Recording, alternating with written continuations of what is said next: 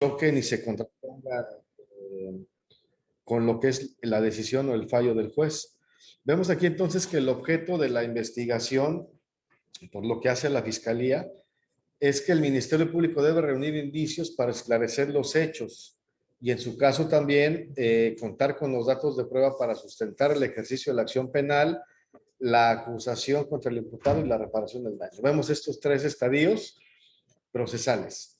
El ejercicio de la acción penal, ubicándolo dentro de las etapas del proceso penal que veíamos ayer y que vimos desde el módulo anterior, se sitúa precisamente en la etapa de investigación inicial, que es precisamente cuando empieza este proceso de la judicialización, que es cuando el juez de control empieza a conocer del asunto y es cuando el Ministerio Público ejercita acción penal en contra de una o varias personas y empieza el juez de control a conocer de este asunto. La otra parte de la acusación lo mencionábamos ayer. ¿Recuerdan en qué etapa del proceso penal nos habla de la acusación?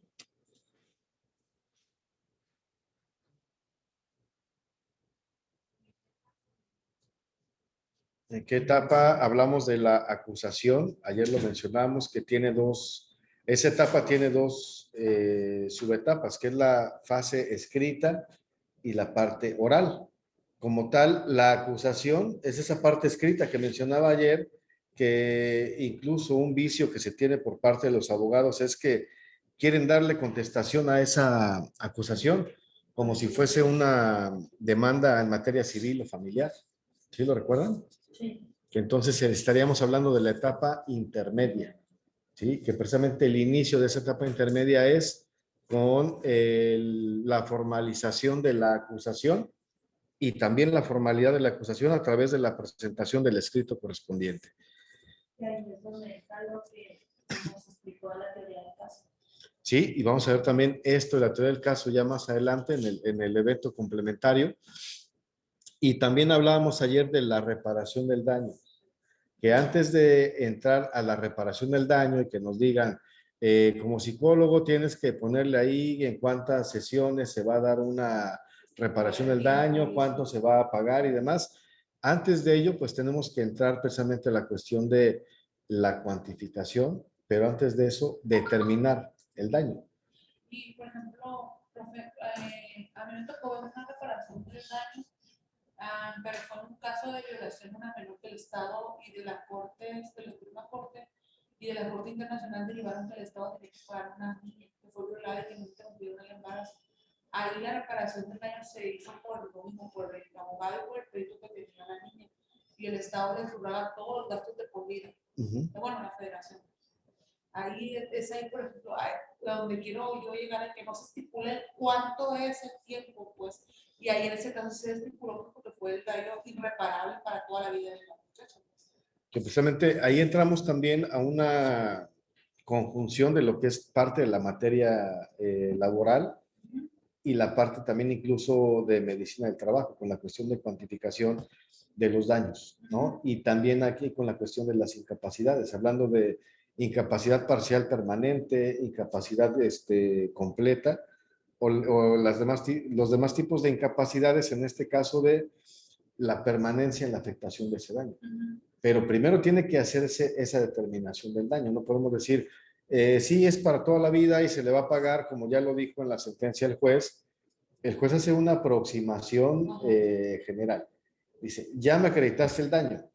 Y en virtud de esa acreditación del daño, es que en la sentencia condena precisamente al pago de la reparación del daño o a la reparación del daño, porque recordemos también que no siempre el daño se repara económicamente, aunque en su mayoría así es, pero si se establece la reparación del daño, ver de qué tipo. Si es económica, si es a través, no sé si me ocurre, no se va a condenar al Estado a que pague dinero como tal, pero sí a que algunas de sus instituciones cubran con la cuestión de terapias, tanto médicas, psicológicas, se le dé asistencia incluso educativa, que tenga también cuestión de asistencia social, de vivienda, etcétera.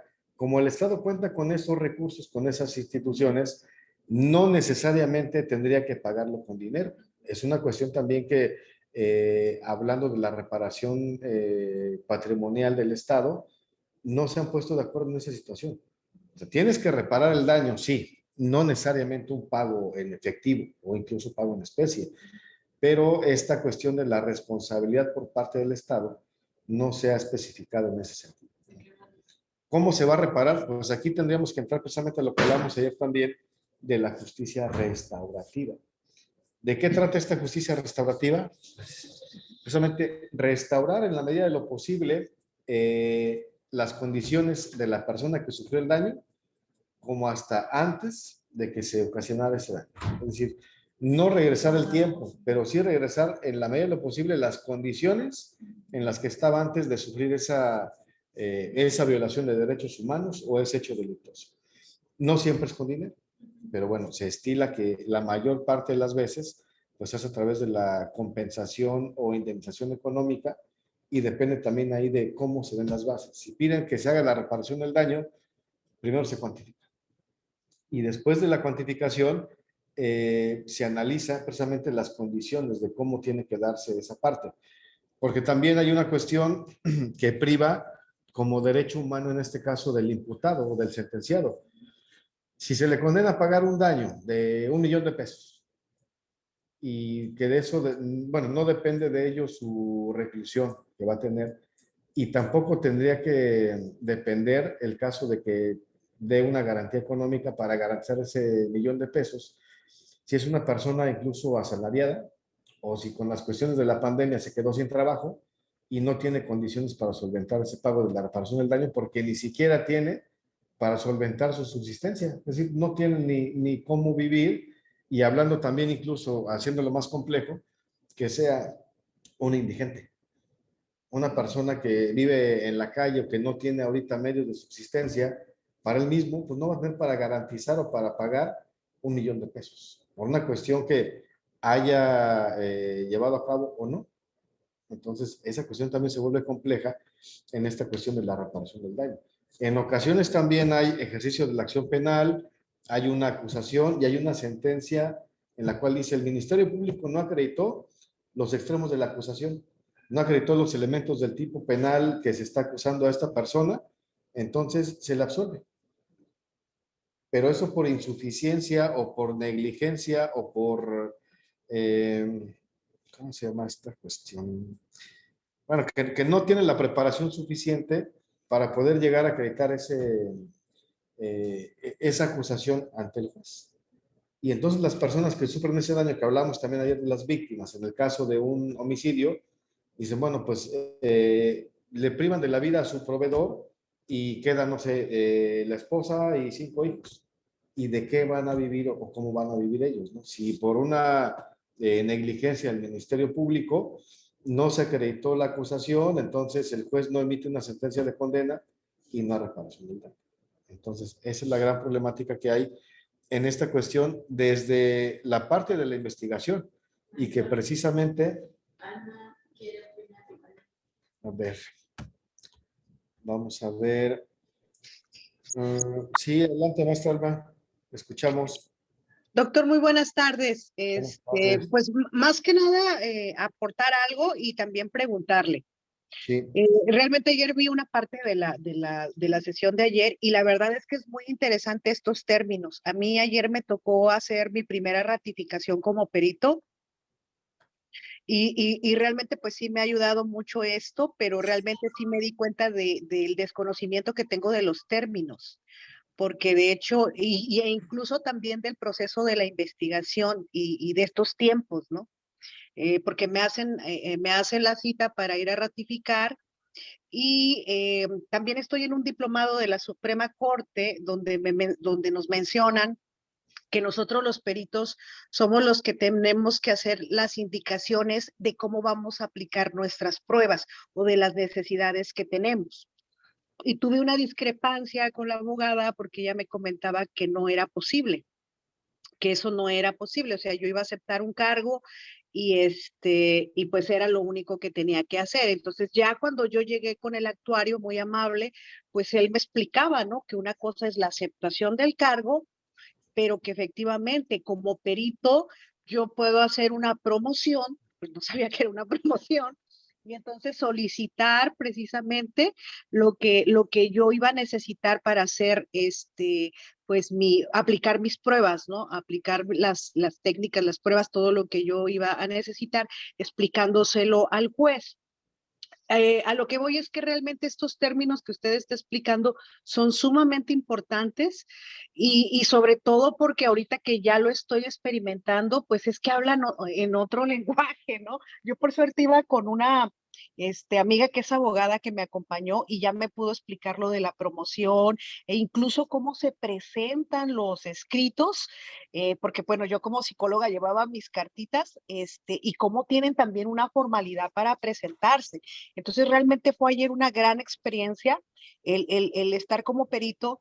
Y bueno, claro, desde las lecturas que usted nos dejó, sí lo quiero comentar, uno de los libros de Tarufo, que nos menciona sobre las pruebas y su cientificidad, ¿no? O sea, lo que es esta parte que tienen que estar fundamentadas desde la ciencia y por qué en el caso de las ciencias sociales, que son más cualitativas, pues en un momento dado deja un poco más de duda.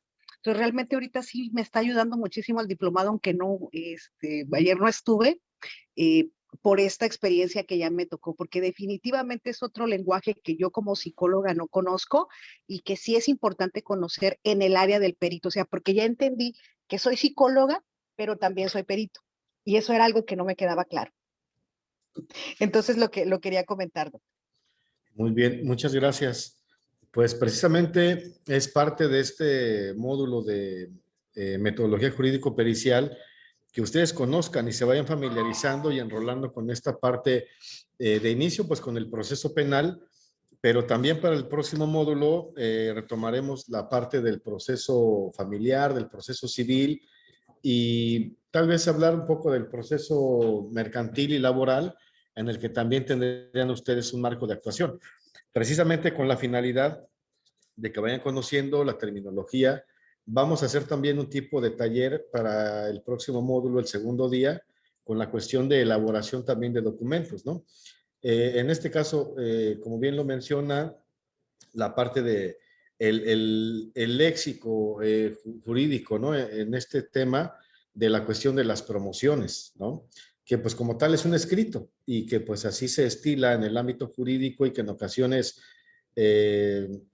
suponemos que los peritos o las demás personas que intervengan o no en el proceso penal, pues saben que es una promoción y que no es necesario decirles que es un escrito, ¿no? Entonces también no suponer, sino que desde el inicio podamos hacer esta parte formativa de incluso poder elaborar algunos formatos que tengan que ver con la actuación pericial en estas áreas de trabajo y que puedan tener ustedes un mejor acceso a pues a la tramitología judicial en este sentido de saber qué tienen que hacer, cómo redactarlo, cómo presentarlo, porque también esa es la carta de presentación del perito, porque pues no podemos decir somos peritos y somos peritos forenses cuando no conocemos este tema de las promociones, de los escritos, hablando de los términos, no como cuestiones de conceptos, sino términos en cuestión de tiempo, que también se maneja este lenguaje en el ámbito jurídico,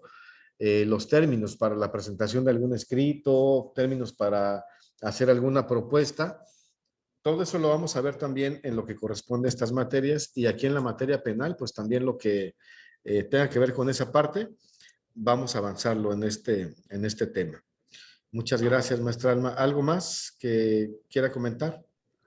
Pues realmente fue un gran aprendizaje también por el hecho de que me comentaban que era, estaba en proyecto de sentencia lo que era, pues el caso, y pues igualmente yo estaba como que, pues, ¿qué será eso, no? Pero ya me fueron explicando y igual ahorita ya me puse a revisar el libro Bien, con más detalle. Gracias, doctor. Pero sí, gracias. ojalá que sí nos pueda apoyar con los escritos, Sí, porque sí ya me dijeron incluso o sea, qué tipo de caso era, y pues sí, sí, también esa parte del abogado, ¿no? Que sí tenemos que trabajar, y a veces los abogados, pues sí, también, a veces no saben. De hecho, era lo que me decía el actuario ayer, me dice, "Es que la abogada realmente viene, mete las cosas, y se le dice cómo tiene que hacerlo, y no lo hace". Entonces, Sí. también eso es bien importante, ¿no? Y sobre todo lo que me llamó mucho la atención del otro diplomado es que nosotros como peritos tenemos que ayudar al juez porque el juez no es el experto. Y incluso uno de los libros que nos dejó leer también lo Ajá. menciona. O sea, ellos no son los expertos, ¿no? Por eso tenemos que estar nosotros ahí. Se supone que por eso somos peritos. Por eso nos capacitamos, ¿no? En esa ciencia, en esa especialidad.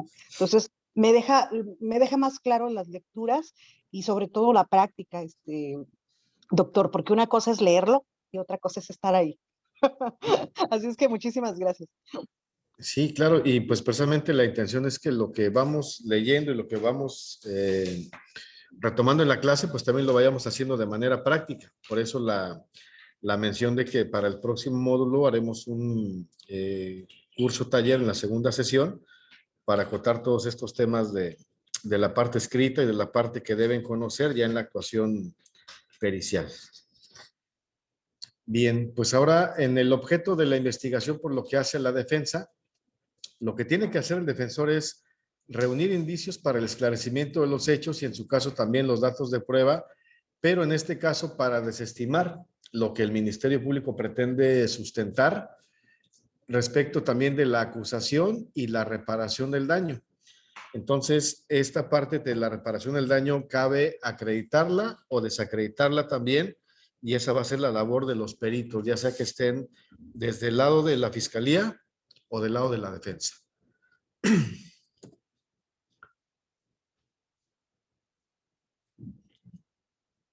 Bueno, también un tema importante en este proceso penal acusatorio, que también, como lo es en las otras materias, se habla de las copias certificadas, que esas copias certificadas, bueno, pues son copias de documentos básicamente que una autoridad competente determina y certifica que son copia fiel de, pues de una matriz original o de un expediente, de un proceso que una autoridad tiene a su cargo.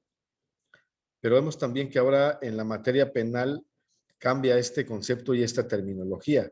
Actualmente en la materia penal ya no hablamos de copias certificadas, y una de las razones por la cual ya se elimina este concepto, esta figura, y entonces se renueva con este concepto de la copia auténtica, es que pues la mayoría de las actuaciones ahora ya no son por escritos, sino que son audio, video grabadas. ¿Y esto qué implica? Pues que el contenido de la mayor parte de actuaciones es a través de la reproducción o registro de medios digitales, a través de un video con audio, y que eso se puede resguardar o se puede grabar, se puede registrar en un dispositivo, un disco o una memoria USB o un disco duro externo. Entonces, por ello, bueno, pues no se va a sacarle una copia y se va a certificar esa parte, aunque al inicio de la práctica de este proceso se estilaba que las audiencias que se reproducían y que se grababan en estos medios electrónicos, se les ponía una leyenda que era copia certificada, que era copia fiel de los registros originales, pero bueno, debido a la misma naturaleza de este tipo de actuaciones, ahora se le llama copia auténtica. Y precisamente como lo dice aquí en la diapositiva, es un documento o registro del original de las sentencias o de otros actos procesales, y en esta cuestión de otros actos procesales, pues cabrían las audiencias. De manera general, refiriéndonos a todas las demás audiencias, dice también que haya sido certificado por la autoridad autorizada para tal efecto. Aquí hablando de las áreas administrativas del Poder Judicial. Nos dice también cuando por cualquier causa se destruya, se pierda o sea sustraído el original de las sentencias o de otros actos procesales, la copia auténtica tendrá el valor de aquellos.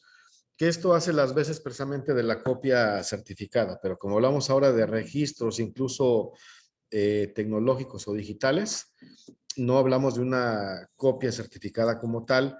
También aquí nos habla respecto de la reposición, que cuando se hable de la sentencia en original u otros actos procesales, también se hará utilizando los archivos informáticos o electrónicos del juzgado, es decir, todo el respaldo que tengan en las áreas administrativas de los juzgados para este efecto.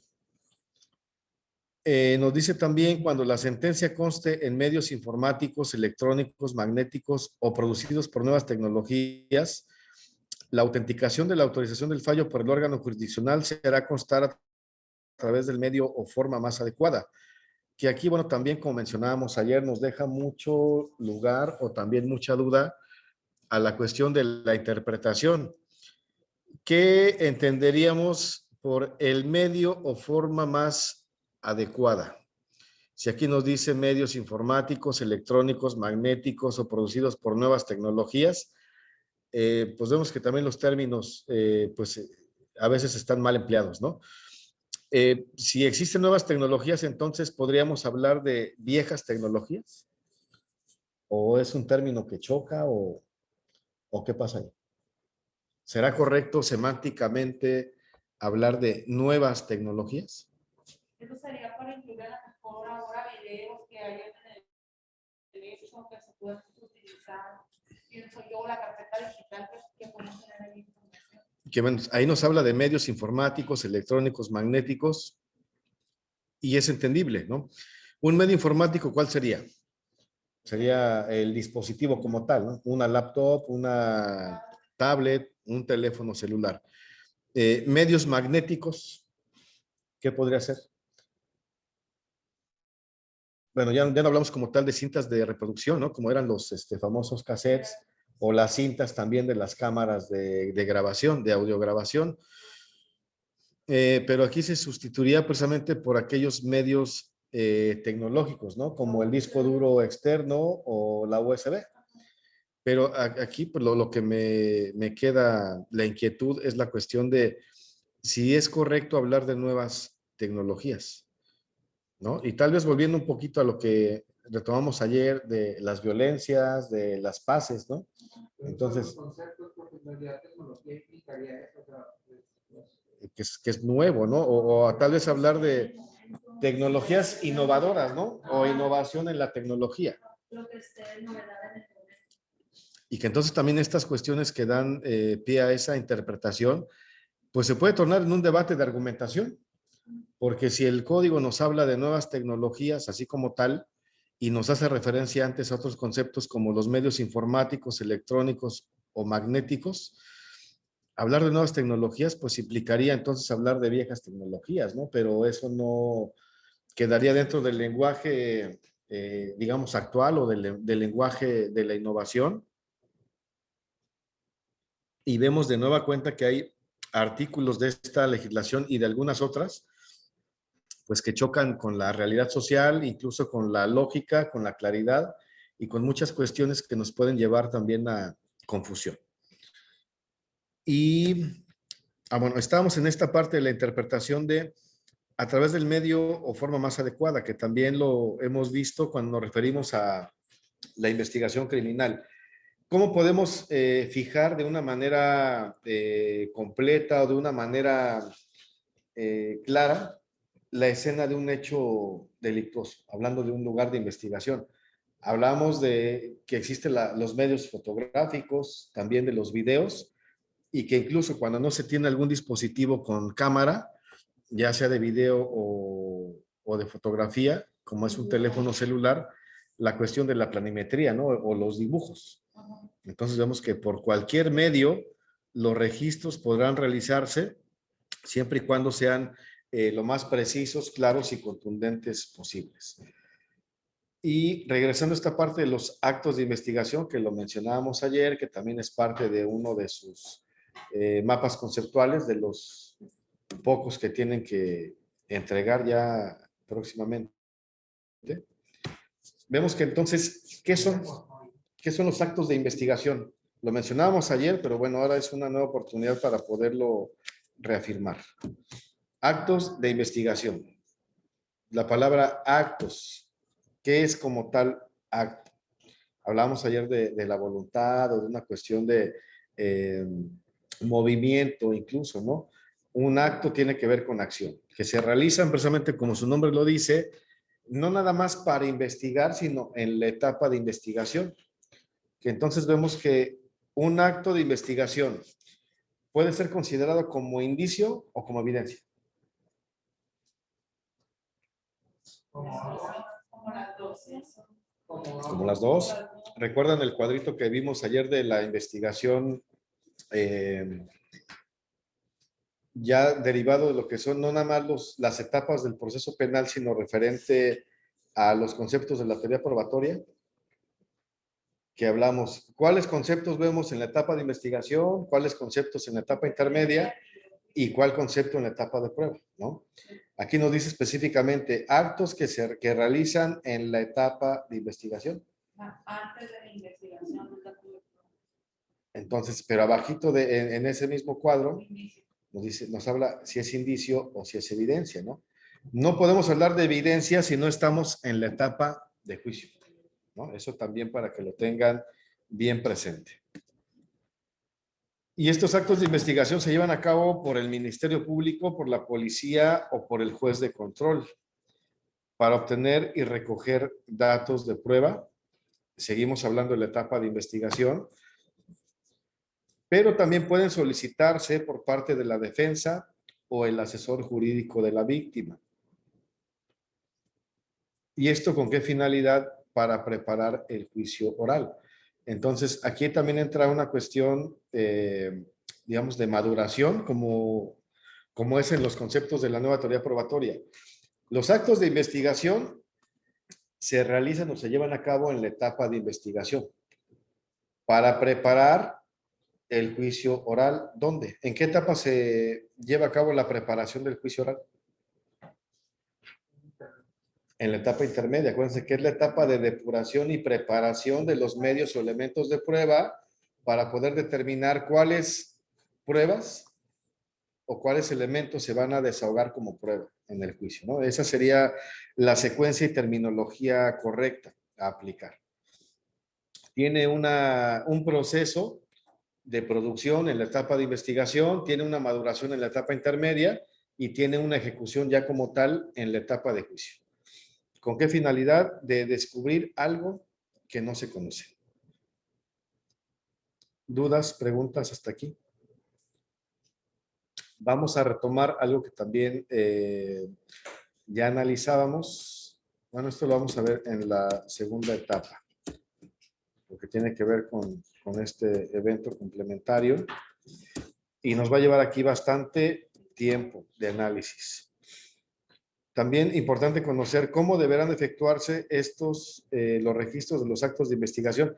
Ya lo hemos mencionado, a pesar de que hemos llevado este orden en la secuencia de la exposición del artículo 217, lo vimos el módulo anterior y lo vimos también en la sesión de ayer. ¿Cómo deben llevarse a cabo estos registros de investigación? ¿Quién recuerda? ¿Quién me dice?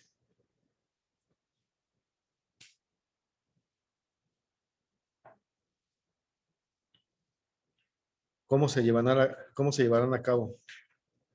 Pues pueden ser también grabados y esos son los que van tienen que ver con la carpeta de investigación. Son registros que para que tengan validez tienen que estar incorporados. Esa es una palabra clave también. Deben estar incorporados en la carpeta de investigación y o en la carpeta digital. Porque estos registros son los que hacen, por ejemplo, las personas que llegan a la escena. ¿A eso se refiere o estoy confundida? Toda actuación, acuérdense, toda actuación ahora en el proceso penal es susceptible de registro. Por eso hablamos de registros de investigación. Ya no hablamos de prueba como tal, porque estamos ahorita diseminando la nueva teoría probatoria con estos conceptos. Entonces, hablar de prueba es hasta el final, ya cuando estamos en la etapa de juicio. Pero, ¿cuándo hablamos o cómo podemos hablar de estos registros de investigación? ¿Cómo lo vamos a llevar a cabo? Ya les mencionaba esta cuestión de la preservación del lugar de los hechos. Y ya lo vimos también. ¿Qué hace el primer respondiente? ¿Cuál es su función? Todo esto lo vimos en el Protocolo Nacional de Actuación del primer respondiente. ¿Qué tiene que hacer la persona que arriba al lugar como primer respondiente? ¿Cómo tiene que hacerlo? Esa es una parte de registros. ¿Qué tiene que hacer? Primero, observar el lugar. ¿Sí? Una vez que observa el lugar, ya con el conocimiento de técnicas criminalísticas que debe tener este personaje, tiene que determinar qué tipo de lugares, refiriéndonos a que si es un lugar abierto, cerrado o mixto. Y una vez que se determine qué tipo de lugar es, entonces qué técnicas criminalísticas debe aplicar para poder él ingresar a ese lugar de investigación y entonces preservar todos aquellos indicios que se encuentran en ese lugar. ¿Sí? Todo eso viene ahí en el protocolo para que lo puedan releer de nueva cuenta. Y si no lo han leído, pues es una gran oportunidad de ponerse al corriente. ¿No? Y entonces, después de que hace su actuación en la cuestión de las técnicas criminalísticas que tiene que realizar el primer respondiente, ahora va a asegurar ese lugar de investigación. ¿Para qué? Para que no se dañe la escena.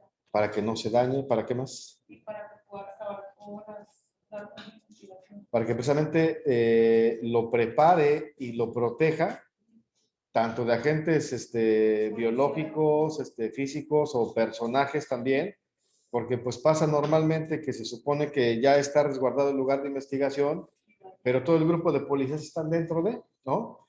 Y aparte pues están caminando de un lado a otro, están sacando ahí la foto para el Face, casualmente si hablamos de homicidio, pues resulta que la persona salió de su casa no sabiendo que lo iban a matar y pues llevaba sus pertenencias normales, ¿no? Pero vamos que llega al anfiteatro, pues sin cartera, sin reloj, sin celular y todo eso pues se pierde ahí en la escena del lugar de investigación, ¿no?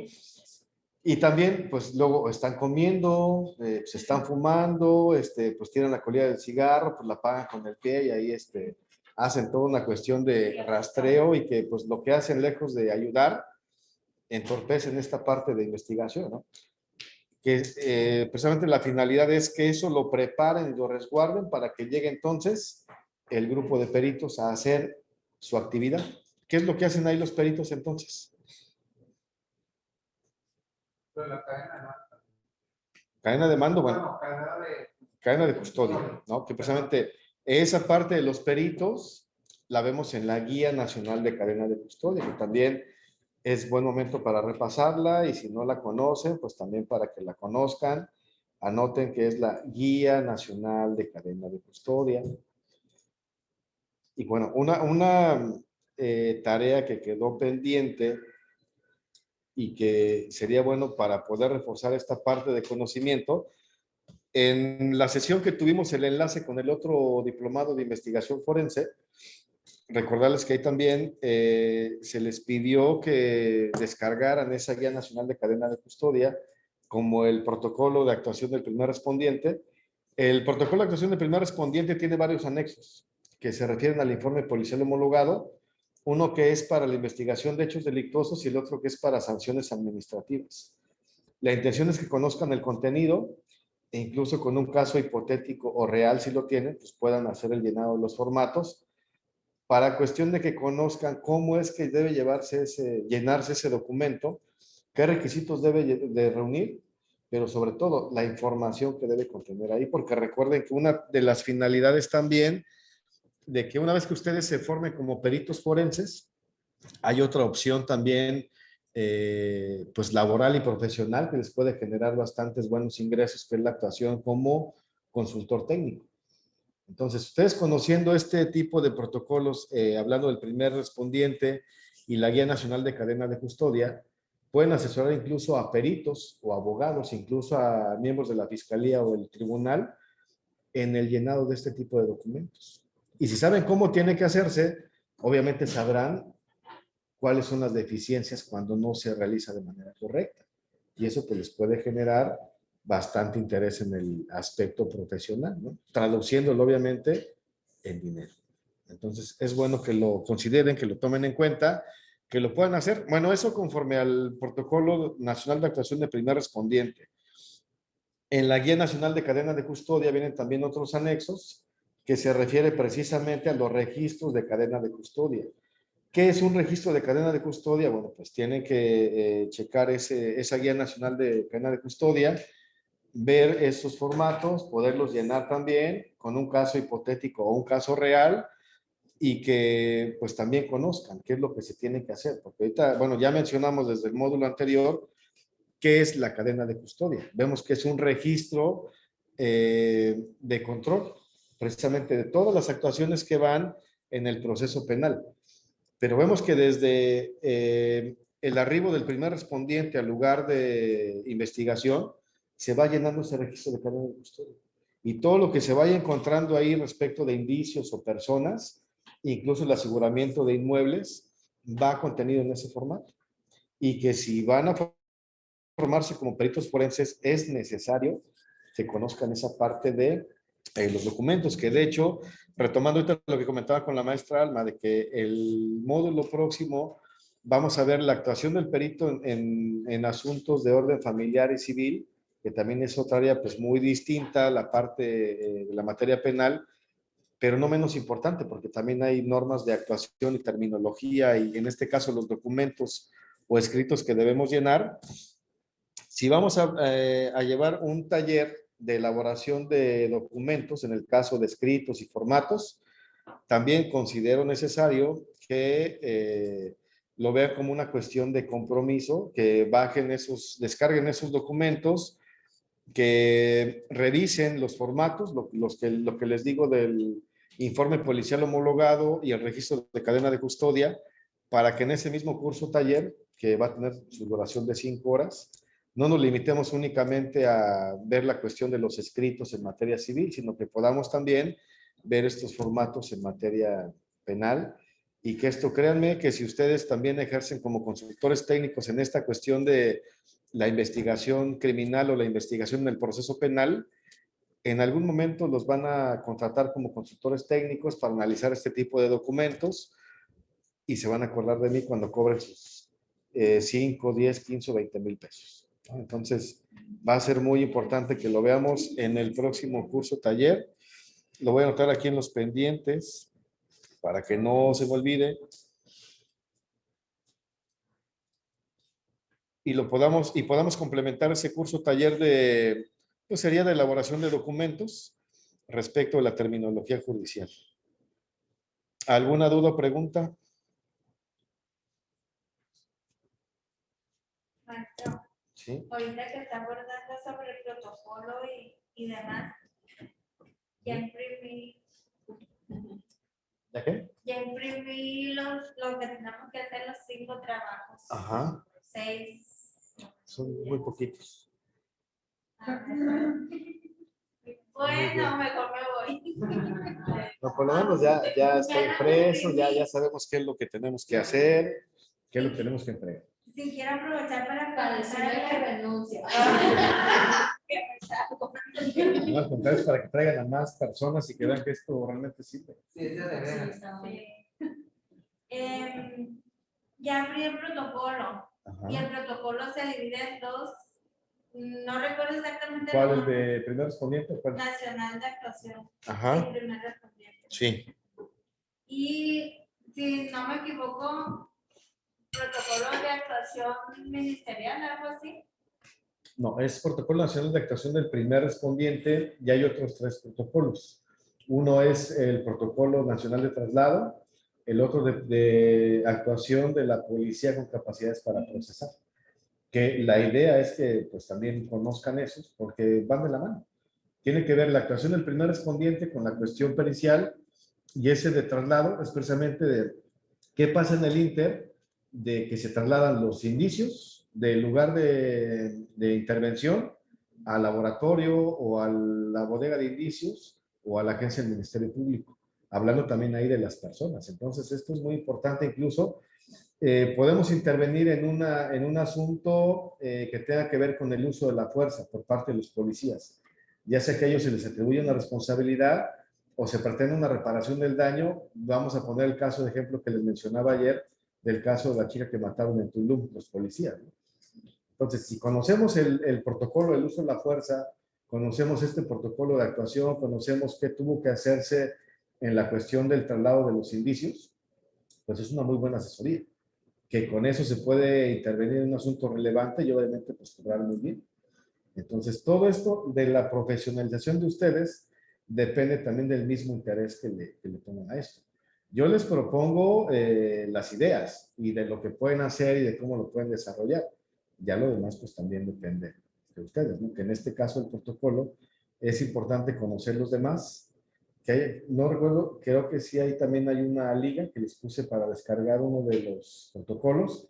Es la liga de la página del Sistema Ejecutivo Nacional de Seguridad Pública. Y en ese link, ahí vienen todos los protocolos y todos los anexos. Pues ese fue el que descargué. Y es lo que le quiero preguntar. Porque ¿verdad? venían 7 formatitos Ajá. de llenado. Y mi duda era, como es de ensayo. Bueno, ahí en el ensayo pues no vamos a hablar de los formatos, pero sí que los hayan descargado, que los lean, que los analicen, que puedan practicar, que hagan una impresión y con lápiz ahí llenar, buscar, hacer un caso hipotético, buscar un caso real. La intención es que llenen todos los espacios con una historia, con una teoría del caso que vamos a ver más adelante de qué se trata y que para el próximo módulo, en la parte del curso taller, ahí tengan ya dudas. No es que digan, pues es que apenas ahorita acabo de pasar a imprimir y lo traigo aquí para que lo veamos, sino que es mejor que lo impriman, que experimenten, que se equivoquen incluso y que tengan dudas para que ya cuando estemos aquí en el curso taller digan, pues yo intenté hacerlo, bueno, primero lo descargué, después lo imprimí, después intenté hacerlo y ya después surgieron estas dudas. Entonces ya con esas dudas y ya en colectivo, pues va a ser muchísimo mejor. También con los de la modalidad virtual. Entonces, así va a ser más enriquecedor el curso taller porque vamos a saber sobre qué vamos a trabajar. Dudas que tengo, inquietudes, pero ¿por qué? Porque ya por lo menos descargué, imprimí y pues intenté ahí llenar, ¿no?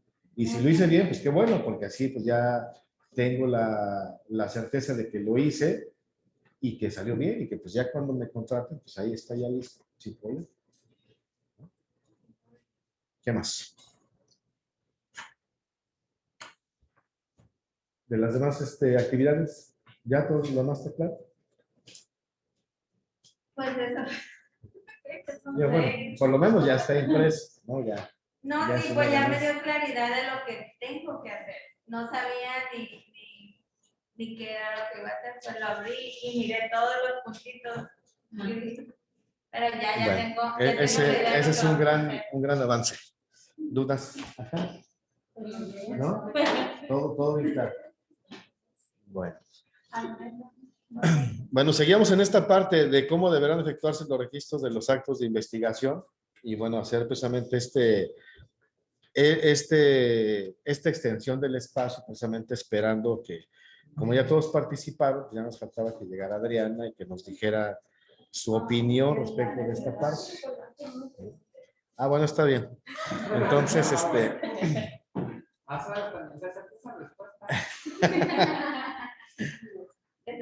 bueno, estábamos con Susana que nos decía cómo hacer estos registros. ¿Qué tipo de registros? ¿Cuáles registros? ¿Dónde? Pues estamos viendo precisamente ahorita 2 registros muy importantes y muy elementales en la investigación criminal. Informe policial homologado, que es un informe policial como tal, y registro de cadena de custodia, que es el documento básico que todo perito debe conocer.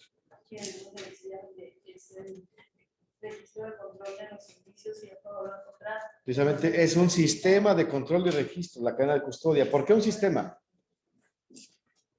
¿Por qué hablaríamos de un sistema? Porque está como por pasos. Por pasos, digamos, si checan el formatito, si aquí en lo que lleva de este mes descargan, imprimen su formatito, van a ver que viene por títulos y viene igual por numeritos. Entonces no podemos empezar por el 8, luego el 1, luego el 5, luego el 3, sino que lleva esa sistematización, precisamente estructura, con este sentido, que es un sistema de control y registro. ¿Qué se va a controlar en ese registro de cadena de custodia? Se va a controlar, primero, cómo es que se obtienen esos indicios de dónde se obtienen, quién los obtiene o quién los produce, también son términos muy importantes que vamos a manejar. ¿Cómo se obtienen o cómo se producen? Y también, ¿quién va teniendo el acceso o el resguardo de esos indicios? Porque inicialmente los descubre el primer respondiente, los resguarda el perito, los embala, los etiqueta y los manda al laboratorio o a la bodega de indicios. Pero después de ahí, como vamos a ver aquí en este artículo, las partes pueden tener acceso a esos indicios, pero tenemos la certeza de que si esa es la parte que le perjudica, pues que llegue ahí al lugar y que lo haga perdedizo, o lo deteriore, lo destruya, etcétera, ¿no? ¿Por qué? Pues porque le conviene. Entonces, la cuestión también de esa responsabilidad es, cuando llegan a la bodega de indicios, la persona que tiene su resguardo de los indicios le hace firmar esa parte del formato a la persona que ingresa, que tiene a la vista o que incluso puede llegar a manipular los indicios en el caso tal vez de un objeto con el que se lesiona, ¿no? O hablando de la pistola del asunto que hablábamos ayer. Si va a analizar la pistola en la cuestión de ver si tiene algunas huellas o si tiene la cuestión de restos químicos de balística, pues tiene que hacer manipulación, tiene que tener un contacto directo. ¿Y qué pasa si, no sé, se desarma, se cae, etcétera? Eso también tiene responsabilidad la persona que tiene el acceso a sus indicios, ¿no? Entonces, para eso nos sirve sistema de control y registro. Se va a registrar toda actividad que tenga ahí con los indicios que se mencionan. Entonces, son los documentos básicos. Ya de los protocolos el de traslado y el de policías con capacidades para procesar, pues esos ya serían opcionales, que sería bueno también que los descarguen, que los practiquen, para que podamos pues tener completa la interacción en el taller de elaboración de documentos para el próximo módulo. Y entonces aquí está precisamente esta obligación legal para el Ministerio Público y la policía, que deberán dejar registro de todas las actuaciones que se realicen durante la investigación. ¿Qué pasa si no hay un registro de algo? Pues simplemente no hay constancia de ese registro, no está incorporado a las carpetas ya sea de investigación o digital y por lo tanto, pues no existe. No puede ser invocado en esta etapa de investigación y probablemente en la etapa intermedia pudiera incorporarse, pero si llegamos ya a la etapa de juicio, pues ya no se puede hacer. Y no podemos decir, es que ya me acordé que mi compadre Panchito tenía esta evidencia y no la presenté, pero ahorita la voy a presentar, le voy a decir al abogado que le pida permiso al juez para que la presente ahorita. No son estas cuestiones al árbitro de las partes, ¿no? Tienen sus reglas, tienen sus momentos, tienen sus tiempos, y entonces de esta manera tenemos que llevarlo a cabo. Nos dice también, utilizando cualquier medio. Cualquier medio de inicio pues nos daría esa facilidad, decir, pues de cualquier manera lo puedo registrar, pero tenemos que tener en cuenta también estos conceptos que están en letra azul, que permita garantizar que esta información que recaben sea completa, íntegra, pero sobre todo exacta, ¿no? Y hablaremos aquí entonces de que una de las primeras labores del primer respondiente cuando llega al lugar, bueno, ya hablamos de observación. Preservar el lugar y en la búsqueda de la verdad. Ajá. ¿Y cómo tiene que hacer, digamos, su película de lo que es su intervención en el lugar de investigación? Tiene que hacer la fijación. Ya lo mencionábamos también en el módulo anterior. ¿Cómo es que se fija esa actuación? ¿O cuál sería el procedimiento de la fijación? Pues a través de imágenes, ¿no? Porque no se puede en ese momento hacer la transmisión en vivo con el Ministerio Público y conectarle un cable a la cabeza del policía y que vaya reproduciendo todo lo que ve, ¿no? Sino que allí es necesario llevar a cabo la fijación del lugar. ¿Cómo se lleva a cabo esa fijación? ¿Cómo la podemos hacer? Con fotografía. Con fotografías, ¿qué más? video. Y dibujos, si no llevo mi teléfono celular, dibujos, a través de dibujos, ¿no? Pero si no fui al kinder y no sé dibujar, ay, ¿cómo? Retrato hablado. Retrato hablado. Y si no, La vecina, siempre hay una vecina. siempre hay una chismosa, un chismoso, ¿no? Aquí en Sinaloa se pululan. No, pues en Y todos hasta lados. con bebé. Pero hablando de un lugar así en despoblado, ¿ahí qué tendríamos que hacer o qué podríamos hacer? Pues se hablaba en el primer módulo también de que cuando de plano no se tiene nada, Pues dibujo. escribir, ¿no? Escribir. O sea, si no sé dibujar, si no fui al kinder, no llevo mi teléfono celular, bueno, vamos, ni siquiera lápiz, ¿no? Entonces, para ponerlo un poco más complejo. La asociación, digamos que empezar a evocar el momento de llevar como un registro, o sea, no es fotográfico ni el grabo va a ser una narración de los hechos. Entonces, pues ahí en última instancia, pues cabría el método memorístico, ¿no? Pues memorizar todo lo que estoy viendo y plasmarlo. Ahora, si tengo todos los elementos, ¿no? O sea, si sé dibujar, tengo una especialidad en planimetría y también pues tengo un teléfono celular de 16 cámaras, y puede ser video o fotografía, ¿no? ¿Cuál sería de los medios elegir el más completo, el más íntegro y el más exacto? ¿Cuál podría ser? ¿O cuál sería en este caso? Tengo todos los elementos a mi alcance. ¿Cuál podría ser el más completo, el más íntegro y el más exacto? El video. El video, Sí, el dependiendo video es también claro. del lugar o del hecho también que se va a investigar. Entonces, ahí a quién le queda analizar esto. Porque también hablamos de una sesión de, o sea, sí el video, pero casualmente el video lo tiene esta posesión de alguna que no, porque digamos que fue sin mi autorización. Si está en mi celular, pero tú no me estás pidiendo mi autorización para grabar con mi celular de pronto, entonces, si es el más ideal, pero en la posición de quién está o del dominio quién está. También estaría el que pueda aportar, digamos que cada situación el que pueda aportar más, más evidencia o que pueda aportar más datos sin que interfieran en el propio proceso. Entonces, ahí cabe también una complejidad. Pareciera que no existe, ¿no? Y pareciera que entonces todos los servicios periciales del país y todas las policías tuvieran todos los insumos, elementos y capacitación para que esto sea fácil, como lo vemos en la diapositiva, ¿no? Que dice, toda investigación debe ser completa, exhausta, específica y bien llevada a cabo. Pero vemos que también aparecen estas inconsistencias o cuestiones de que pues no hay personal, no hay material, pues no hay disponibilidad y no hay capacitación, ¿no? Entonces, la cuestión de hacerlo de manera completa, íntegra y exacta, eso corresponde a todos los actos o los registros de investigación. Lo mejor posible es que los podamos hacer y por ello también la cuestión, si vamos a estar en el área pericial, si nos vamos a dedicar a esto, en la cuestión pericial forense en materia penal, indudablemente pues tengo que conocer el registro de cadena de custodia. ¿Para qué sirve? ¿Cómo me sirve? ¿Y cómo lo llevo a cabo? Pues tengo que leer la Guía Nacional de Cadena de Custodia y tenerlo como la Biblia del perito, porque va a ser el pan de cada día y a ello tenemos que recurrir pues para todo lo que tengamos que hacer. Entonces, pues ya es ganancia que primero tengamos la listita, que ya después lo busquemos, que después lo descarguemos, después se imprima y después empecemos ahí a practicar, ¿no? Eso va a ser... Es una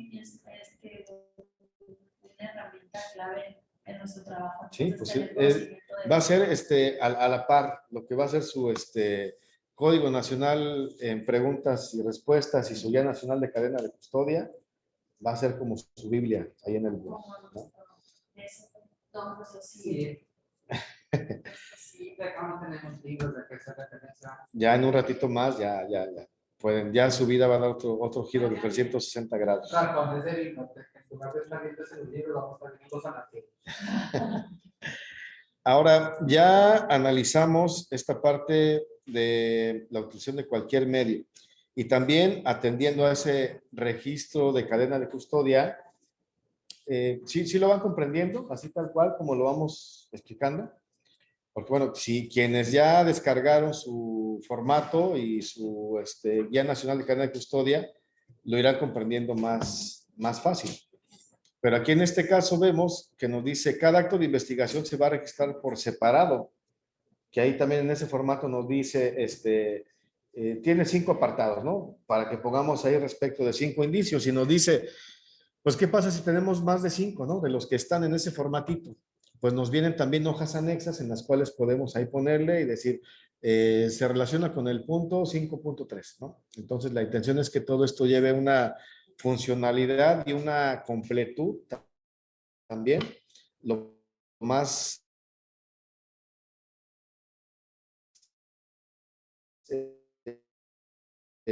también sea firmado por quienes hayan intervenido, sino que es una obligación. Toda persona por la cual pase un registro de alguna actividad, ya sea de preservación del lugar o de procesamiento de indicios, o incluso de tener contacto hablando de las partes, debe aparecer, imprime su huella digital, y en caso de que esta persona no quiera, pues se hace constar. Pero ya también acceder a los registros de investigación que están en una bodega de evidencias y digan, ah, pues sí lo reviso, pero no quiero firmar, pues ahí simplemente va a decir, pues si no firmas, pues no lo revisas, no lo ves, ¿no? Pero pues aquí se prevé esta cuestión también de la negativa.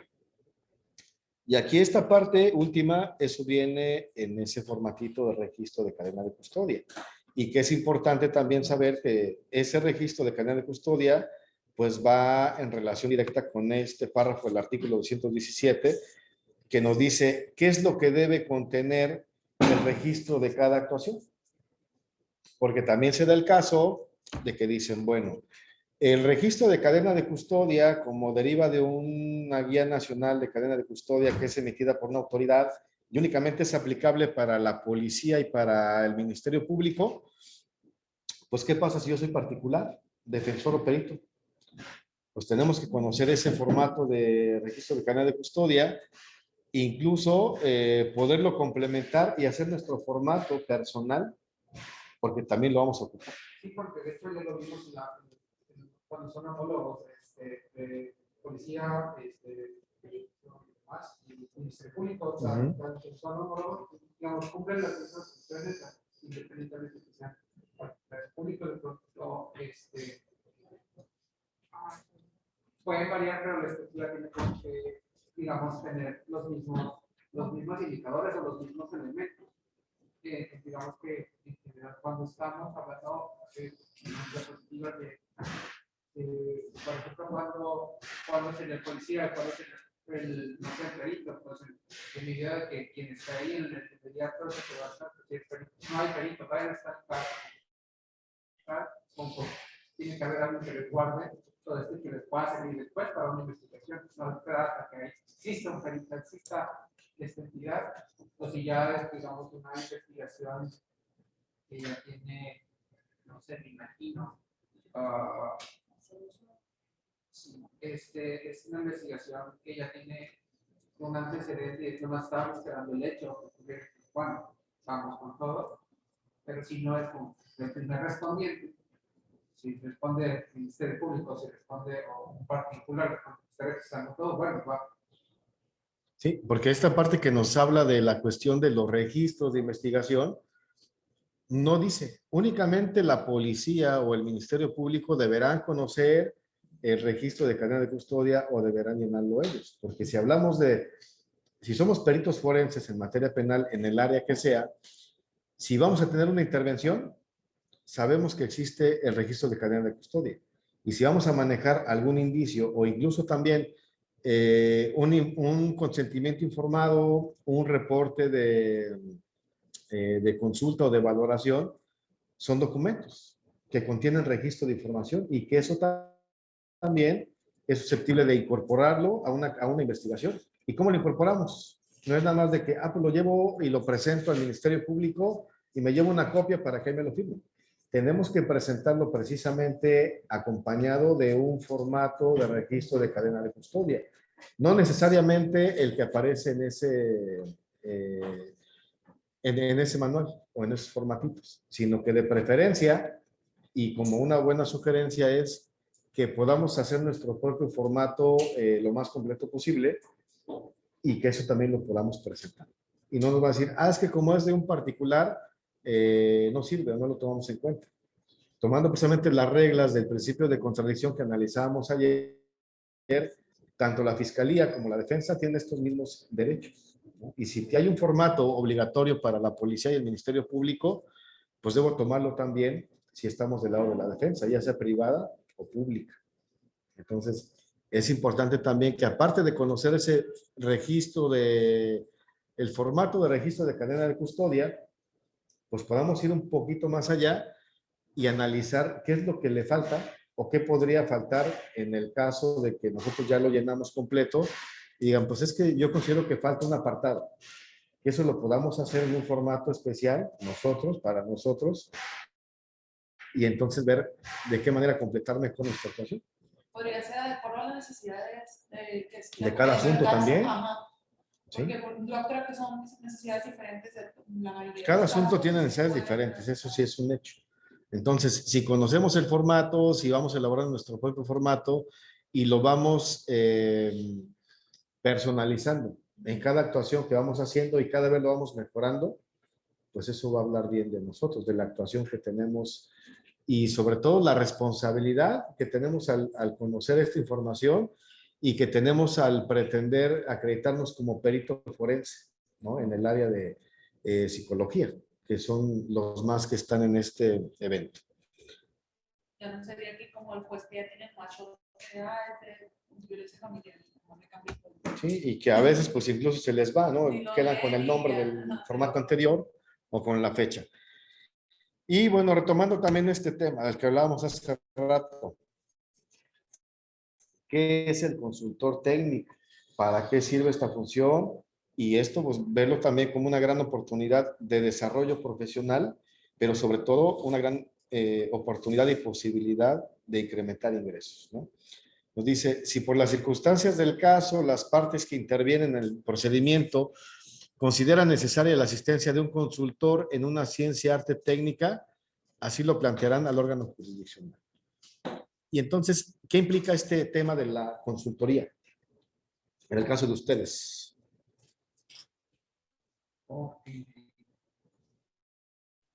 ¿Cómo podrían ustedes intervenir como consultores en un asunto? Que digan, para acreditar una reparación del daño, para una veracidad del discurso, ¿qué podría ser? Determinar la existencia de algún trastorno, etcétera, ¿no? Eso lo pueden hacer de manera oficial como peritos, y es lo que estamos analizando.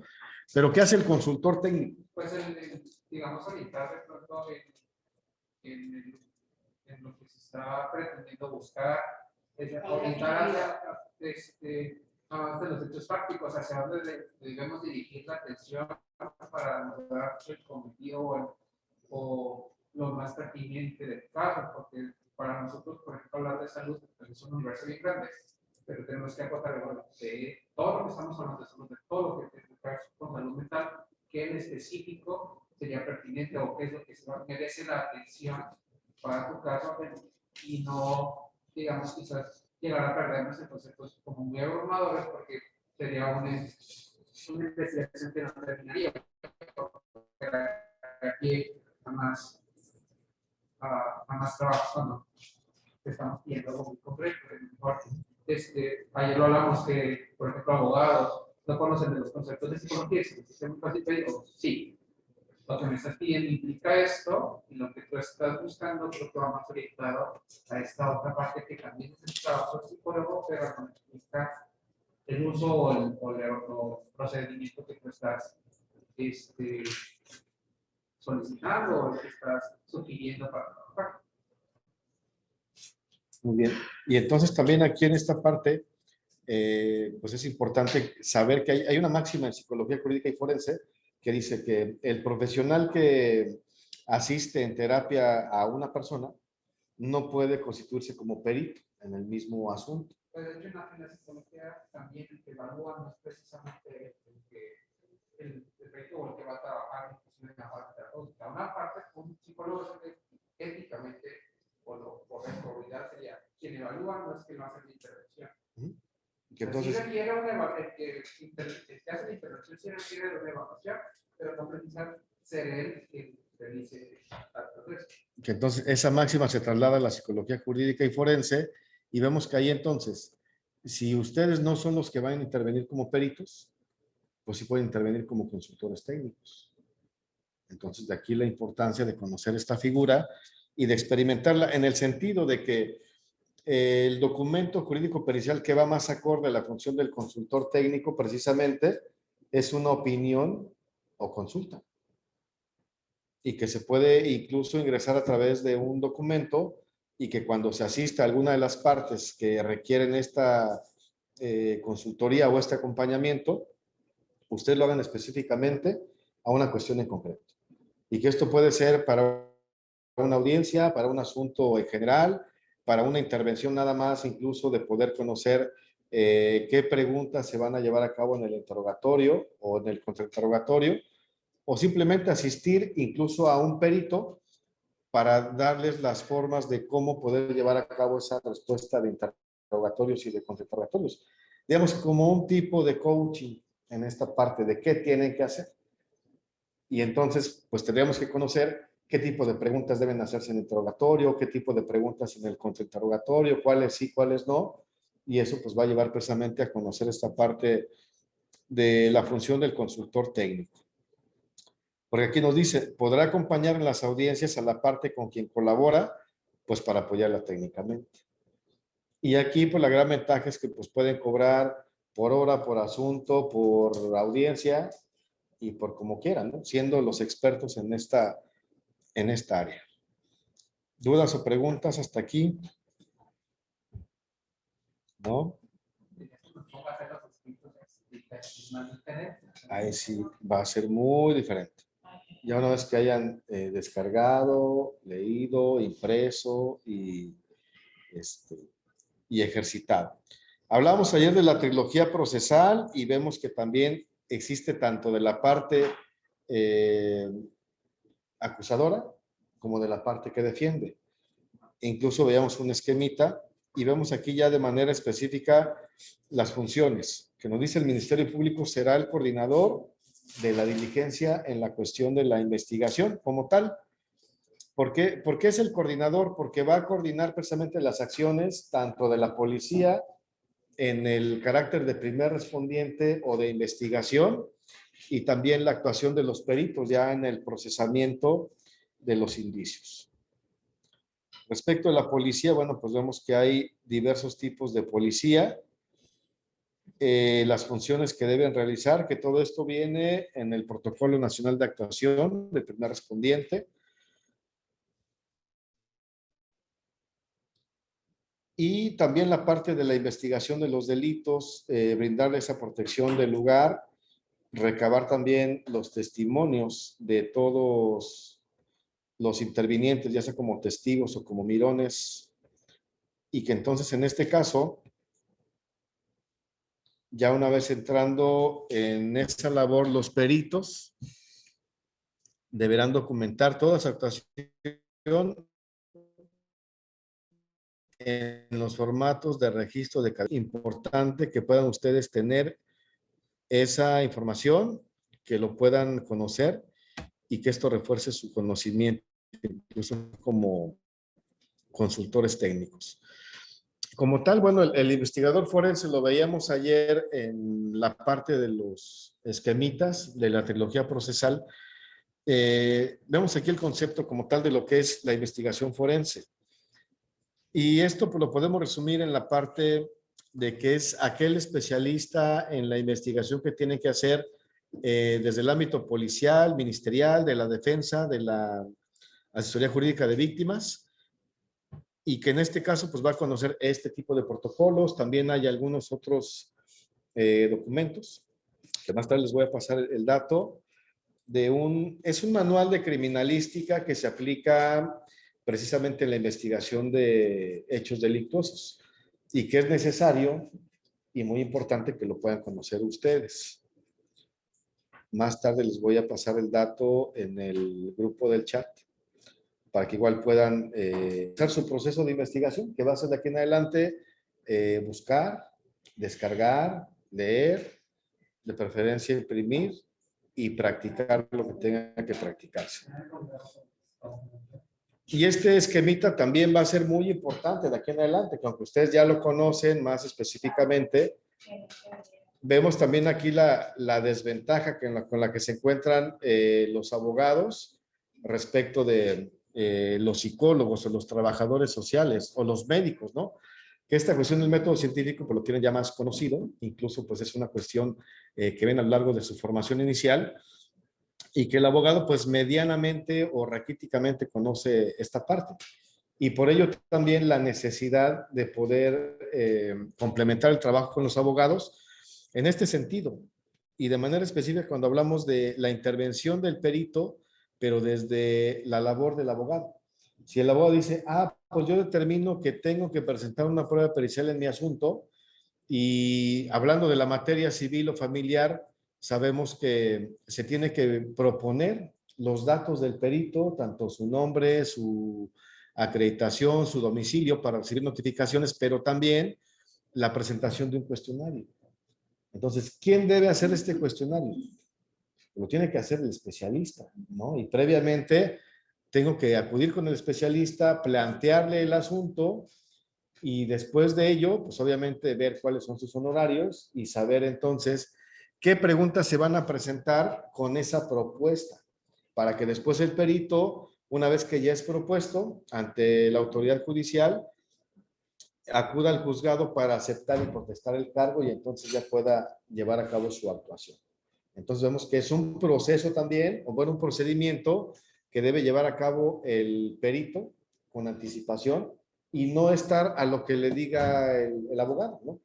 Que le diga, quiero que seas mi perito y quiero que me contestes ahorita estas 22 preguntas. Pero pues si no conoce de método científico, si no conoce de ciencia y si no conoce de psicología, pues ya sabemos o entendemos a grandes rasgos de qué tipo de preguntas se trata, ¿no? ¿Qué preguntas nos harían? Entonces ahí viene precisamente la labor del perito en esta cuestión de intervenir desde una parte inicial sobre esta actuación. Es importante también conocer las etapas de la investigación criminal que son distintas a las etapas del proceso penal. Esta sería la primera etapa que vamos a analizarla desde un aspecto lógico. La investigación criminal, ¿cómo inicia? Con el conocimiento de la noticia criminal, ¿sí? Si no hay esa denuncia o querella, pues no podemos conocer o decir que estamos conociendo de una investigación criminal, pero también después tenemos que proceder a la confirmación y verificar de la noticia de un hecho. Y vemos que estos pasos también pues son derivados del método científico. ¿A qué se refiere con confirmar la noticia de un hecho? ¿Cómo puede ser esa confirmación? ¿Quién tendría que hacerla? Estamos en el inicio de la investigación criminal. En el conocimiento de la noticia. ¿Quién conoce la noticia del hecho? De una denuncia o una querella. ¿El policía o el Ministerio Público? Entonces son ellos los encargados de confirmar la noticia de un hecho. ¿Cómo la pueden confirmar? Si es una denuncia que llega a través del 911. ¿Cómo confirmo? Precisamente tal vez llamando a la central de... Aquí no es 911 porque no sirve igual que en Estados Unidos.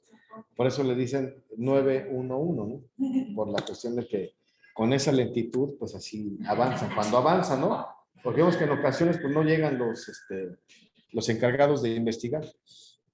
Entonces, se hace la confirmación precisamente desde la central de radio. Si les llega ese aviso por radio, confirmar, ¿no? Normalmente les dicen, este es el número de llamado o el número de folio, como le llaman, ¿no?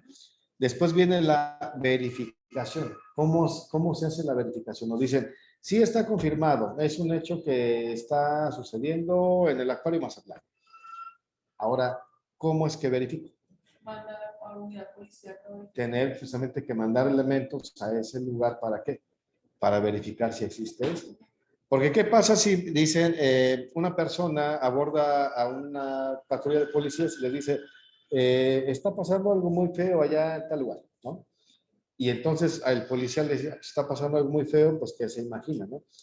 Pues lo peor que pueda pasar y entonces dice, pues también voy a llamar al cuerpo de bomberos, a protección civil, a las ambulancias y a todo el grupo de policía especial del estado, ¿no? Y no verifican y no, bueno, no confirman y no verifican la noticia. Y como en caso ¿Y qué pasa? Cuando llegan, no pasa nada. Pero fíjense que, bueno, últimamente en la vía telefónica me empezaba a reportar hechos así, muy fuertes cuando pasa una balacera. ¿Y cuál es el tipo de incidencia? Te dicen, y ya te dices qué es lo que está pasando. ¿Y qué tipo de gravedad tiene? Te empieza a hacer la telefonista preguntas sobre los hechos, así. Y ya tú le empiezas a profundizar que, bueno, eso como un brillo, o casa antiguo. Y sí estaba bien para eso, porque la verdad los menores traían pistolas, pues, y era una cosa que nunca nos había tocado eso. Y pero pues sí te quedaste como que ya profundamente será, si ahorita se la mandamos. Y eso ahorita nunca llegaba, ¿no? Ajá. Pero también, bueno, supongo que es en la práctica, el uso del lenguaje, es esos tecnicismos para alguien que no tenga escolaridad y así sabemos como... ¿Qué tan grave, no? O sea, ¿qué tan grave es? Pues nadie se ha muerto. Sí. ¿Cuál es el hecho? Pues, no sé, para acá hablo, pues, porque está pasando algo afuera. Entonces, de pronto, pues, el uso del lenguaje, digamos, demasiado técnico, lo que son que entienda lo que se les está preguntando. Si de pronto la persona está en crisis, y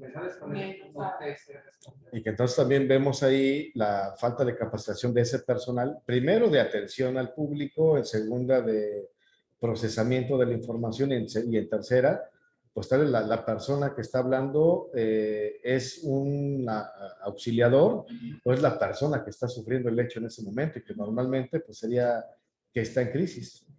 Sí, porque recuerdo que no tienen que ver precisamente con esta parte pericial, pero una capacitación que tuvimos en los primeros auxilios, son los primeros respondientes, cómo tenemos que ser, que son todas que no haya ningún riesgo, empezar a auxiliar, pero empezar también a repartir como estas responsabilidades de que tú háblale, hasta tú veme contando qué hora es, pues, y de pronto quien te pido que hable ni siquiera tiene algo a la mano o ni siquiera no puede hablar, ya se choqueó, no tiene teléfono, etcétera, ¿no?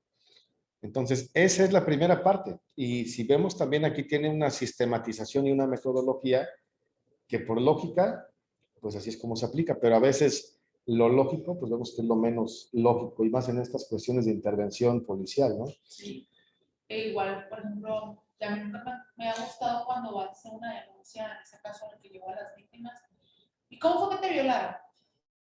¿Y qué fue lo que te hicieron? ¿Y cómo qué horas fue? ¿Y recuerdas bien la hora del suceso? ¿Y estás segura que sí fue? Sí, y o sea, y una de las otras fue que me tocó una persona que era homosexual. Aquí yo traigo la credencial de Pedro. Y físicamente yo vi una mujer. Quiero ver a Pedro. Entonces, sí, eso pasa. ¿Qué onda? Y que no se supone que tú estés defendiendo a mujeres, que no se supone que tú trabajas para defender a mujeres, no a hombres. Y yo voy a defender a quien requiera mi servicio, sea hombre o sea mujer. No vengo aquí por el sexo, vengo a defender aquí a la víctima, por así decirlo, que en este caso es Juan. O sea, pero lo que voy es como tú mismo con la misma persona que te va a defender, ya te estás enfrentando a que está violentando. Hay un conflicto previo antes de entrar al que nos lleva en esa investigación. Así es. Entonces, la segunda fase o etapa es, ya una vez que se conoce y se confirma y se verifica esta noticia, si existe, entonces se procede a la protección y preservación del lugar del hecho, o de investigación, o de hallazgo, intervención, como se le llame. Que esta es la fase precisamente que hace el primer respondiente. Y que ese párrafo, el segundo, todo eso lo encontramos desglosado en el Protocolo Nacional de Actuación de Primer Respondiente. Para que después lleguen los peritos a realizar la función del procesamiento de los indicios, y esto lo encontramos en la Guía Nacional de Cadena de Custodia. Esta parte también de observación, análisis y valoración del lugar de los hechos va a ser un complemento de los dos protocolos que les menciono. La fijación del lugar tiene que ver también en la Guía Nacional de Cadena de Custodia y también lleva un orden lógico y sistematizado. Y que también, aparte de la lógica, pues tenemos que atender a este manual de las buenas prácticas en la escena del crimen, es el que les comento que tienen que también descargar. Manual de buenas prácticas en la escena del crimen, es publicación de INACIPE.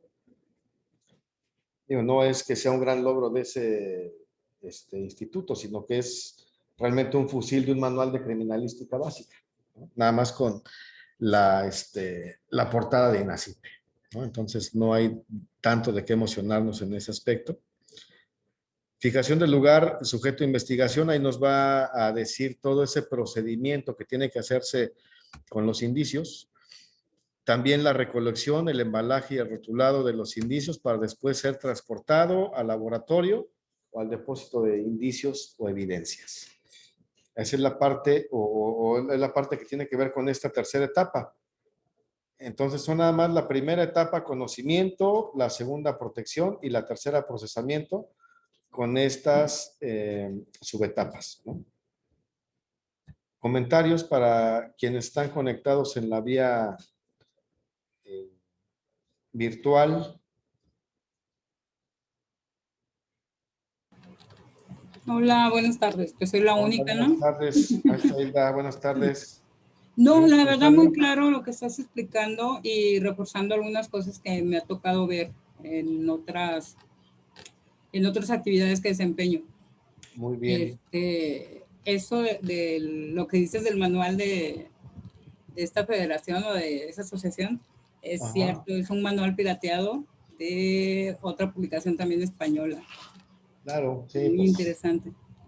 es Sí. una parte que pues, nos ayuda con esta cuestión de las buenas prácticas, que como Ajá, tal, de las buenas prácticas. Sí, sabemos ya que lo he la visto. criminalística como ciencia pues es universal, no es característica ni de un país ni de un instituto que se dedica a hacer fusilamiento de obras, pero pues bueno, es así como está editado en México y así lo vamos a verificar, ¿no? Para De hecho, poder hay tener esa varios, información. y nada más como comentario extra, hay varios manuales de investigación criminal española muy buenos, que están muy apegados a lo que ahorita estoy escuchando que estás mencionando. Sí. Muy interesantes. Sí, hay uno que se llama Investigación Criminal, la observación ocular, algo así. Claro, es un libro bien caro de 4,000 pesos, ¿verdad? Pero muy, Sí. muy bueno. Muy bueno. Y muy detallado todo lo que nos estás hablando y hace mucho hincapié en lo que es la función del perito. Muy bien, sí, para después ya una vez que se desahoguen de todo aquel material que tienen que leer, pues ya después procedan a revisar lo demás, ¿no? Muchas gracias. No, al contrario. Aquí del grupo de asistencia presencial, dudas, preguntas, comentarios.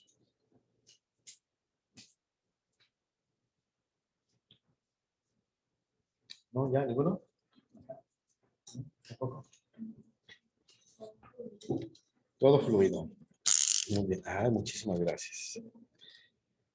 Y entonces, bueno, esto ya lo hemos platicado tanto en el módulo anterior como en la cuestión de la prueba científica. ¿Quién es el científico del proceso penal? El perito. Y precisamente en ese tenor, analizar, ya como corolario de esta parte de la sesión, qué es la prueba pericial, para qué nos sirve, quién la produce, cómo se lleva a cabo. Surge esta de la intervención y el análisis de los peritos por razón de sus conocimientos especiales, siempre que sea necesario. Lo referente a su intervención, les comentaba en el módulo anterior que de un análisis hecho por varios especialistas del área del derecho, de los tipos penales que hay en los códigos penales de los estados, en el federal y en las distintas leyes especiales. Actualmente no hay un tipo penal que no requiera de una cuestión extra procesal o extra legal. Es decir, que todas las intervenciones de los peritos tienen cabida en todos los tipos penales. No hay algún tipo penal que actualmente no requiere intervención de algún perito en cualquier materia. Entonces vemos que esto es una gran área de oportunidad porque vemos que hay mucha apertura en el campo laboral. Regresando a este tema de los actos de prueba, ¿qué son? ya analizamos que son todos aquellos actos que realizan las partes ante el juez o el tribunal de juicio oral y que su objeto es incorporar los elementos de prueba destinados a verificar sus proposiciones de hecho. Y aquí también mencionando la parte de la teoría del caso. ¿Quién recuerda qué es la teoría del caso? ¿Quién nos dice? De lo que hemos platicado.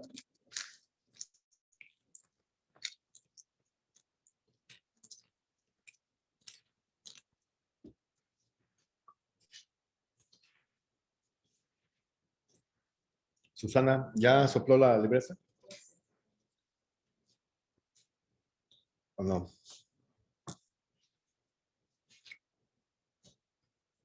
¿Quién recuerda qué es la teoría del caso?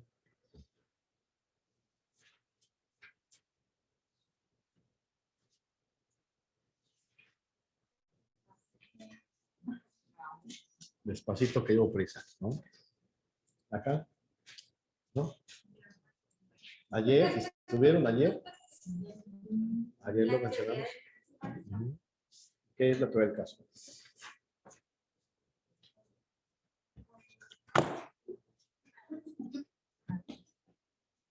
No recuerdo la verdad. ¿No? Y tú hablaste con Manolico, yo te... Bueno, para que al rato...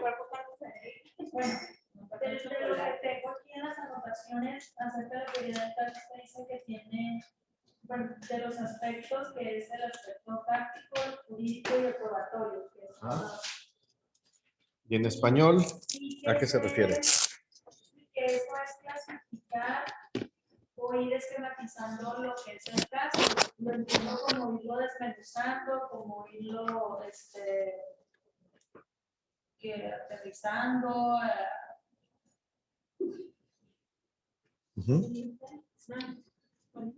Y entonces... Ver viendo de dónde puede el origen de lo que, del por qué aconteció, y viendo como esa parte. Dándole seguimiento, ¿no? Primero conocer los hechos. ¿Qué pasó? Y a partir de los hechos, como ir viendo que sí puede ser real, que no tanto, algo así o no, No, está bien. Precisamente los hechos, el aspecto fáctico. Y también el aspecto jurídico.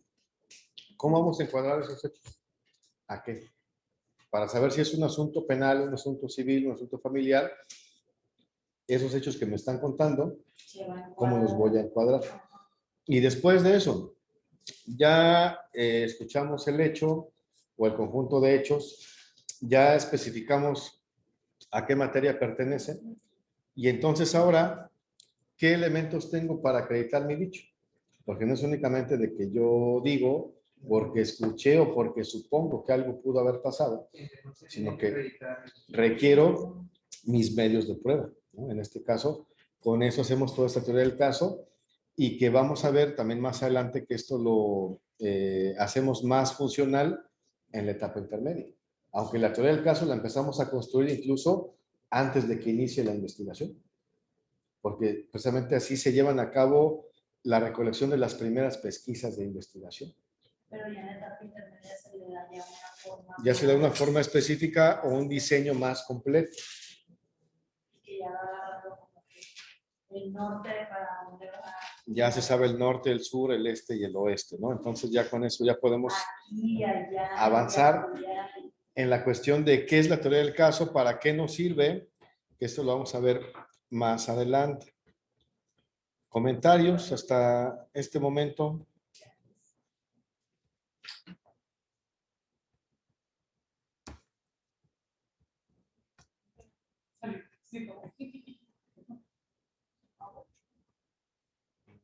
Vamos a regresar.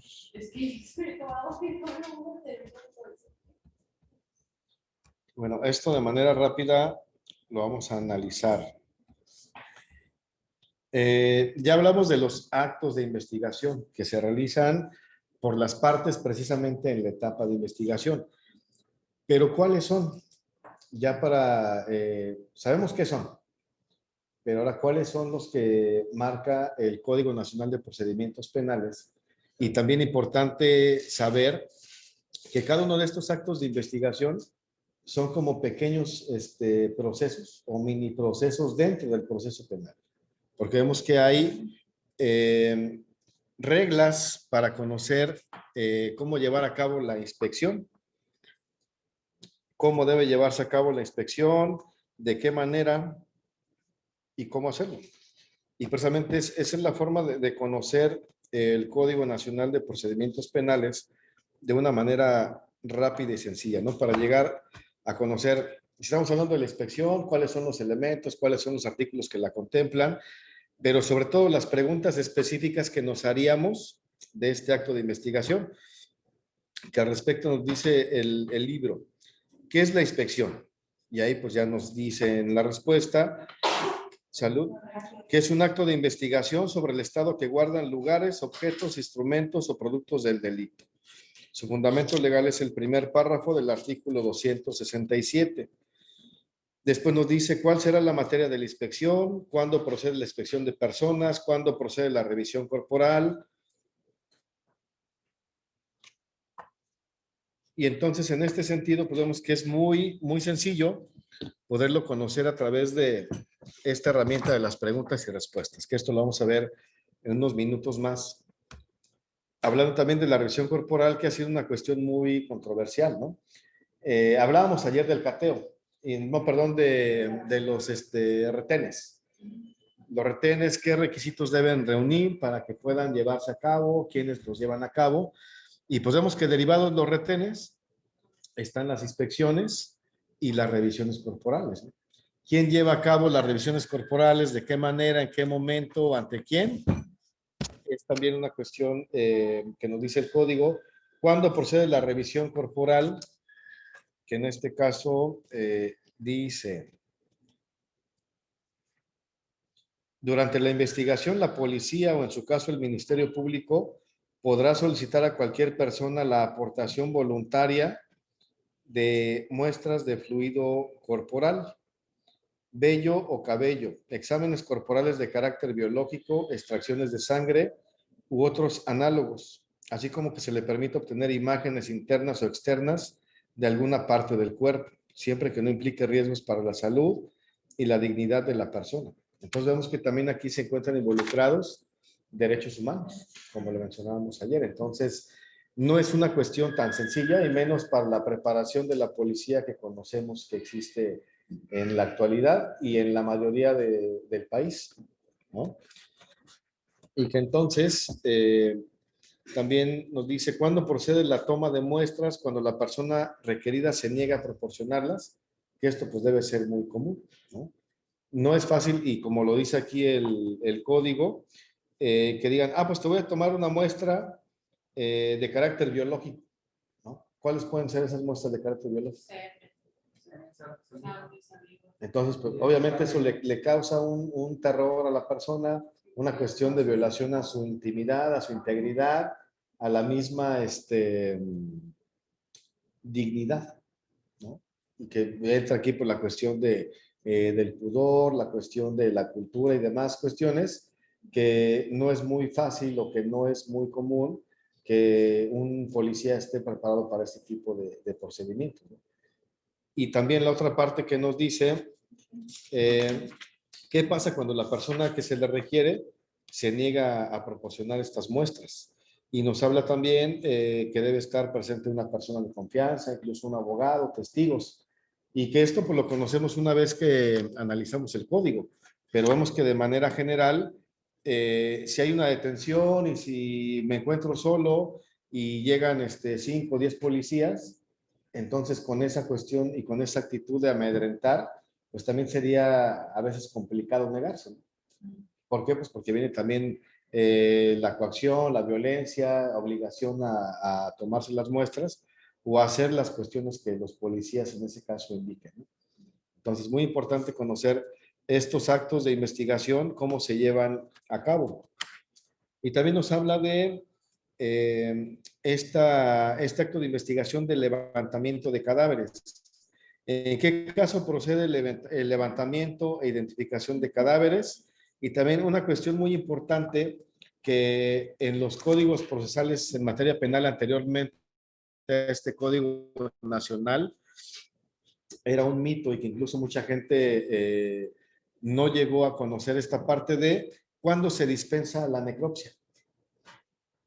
Porque vemos que, bueno, la necropsia es un procedimiento médico legal que tiene que realizarse cuando hay un homicidio, ¿no? Y más cuando se lleva a cabo una investigación criminal. Que decimos, la necropsia es un acto ineludible, pero vemos que también hay casos específicos en los cuales se puede dispensar esta necropsia. Y esto pues viene aquí en el Código Nacional que nos dice, cuando de la investigación no resulten datos relacionados con la existencia de algún delito, el Ministerio Público podrá autorizar la dispensa de la necropsia. Es muy concreto este artículo, es muy específico, pero también, pues si tenemos el Código Nacional de manera convencional, va a ser muy difícil que lleguemos a encontrar ese parrafito específico y que digan, ya después de 3 horas y media de leer, pues ya encontré este párrafo. Mejor es el procedimiento a través de las preguntas y respuestas. ¿Y cuando un familiar no lo permite? Cuando no permite la necropsia, bueno, si es derivado de una investigación criminal, ahí no se requiere consentimiento, es una obligación legal. Pero precisamente aquí nos dice cuándo se dispensa, cuando es una muerte natural. Y de hecho creo que ya cuando son por hecho doloso está directo. Se da un accidente, se va directo, no se pide consentimiento. Solamente que sea Sí, aunque no sea doloso, pero si es una investigación, se tiene que hacer. Sí. La otra nos habla de la identificación de los cadáveres también, que nos dice también la procedencia de la exhumación de cadáveres y cuándo procede la identificación y cómo se lleva a cabo la entrega también de cadáveres. Vemos que esto en ocasiones no se lleva a cabo de una manera completa o adecuada, porque ¿qué pasa? Y estamos ante un homicidio y los familiares que acuden a la agencia del Ministerio Público usualmente van en shock, van en crisis, van tal vez desvelados, van pues con esa crisis de que también ellos participaron en este evento y pues no van a llevar a cabo un procedimiento de petición de entrega del cadáver de una manera correcta, porque en primera, pues no es muy conocido y en segunda, pues también por la crisis en la que se encuentran, es muy complejo que se pueda llevar a cabo, ¿no?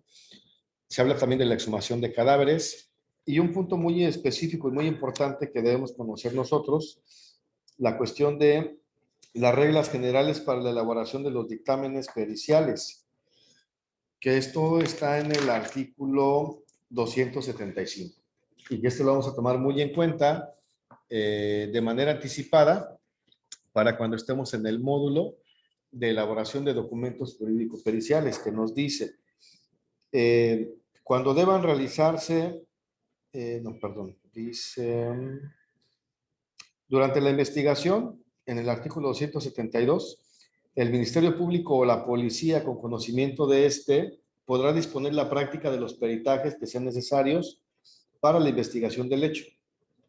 El dictamen escrito no exime al perito del deber de concurrir a declarar en la audiencia de juicio. Lo mencionábamos ayer también, que en materia penal, además de presentar el documento jurídico pericial, ya sea un dictamen, un informe o una opinión, también el perito debe presentarse a desahogar interrogatorios y contrainterrogatorios. No basta nada más con presentar el documento, sino que es necesaria su presencia. La cuestión del peritaje irreproducible, ya lo mencionamos en el módulo anterior. ¿A qué se refiere?